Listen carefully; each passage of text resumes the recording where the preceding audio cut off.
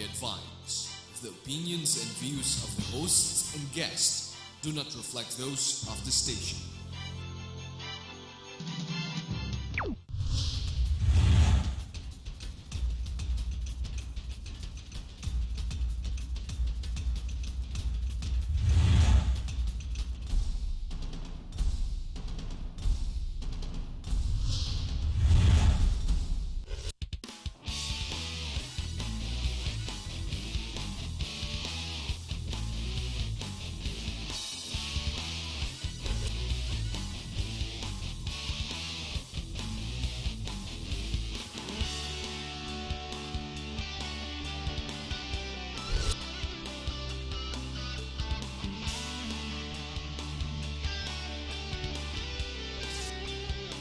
You are what you watch.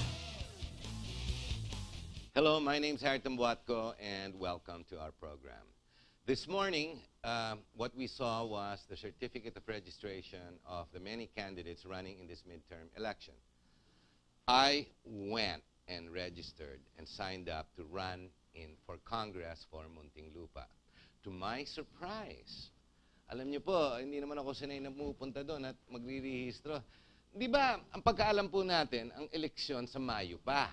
Now, if I'm not mistaken, there's 90 days that the senators can campaign. Tapos, pagdating sa lokal, congressman down, may 45 days. Now, may mga issue lumalabas ngayon and no less one, a change is going around. Di ba, tinitignan nga lahat yung mga epal-epal lo, mga mukha, kung ano-ano.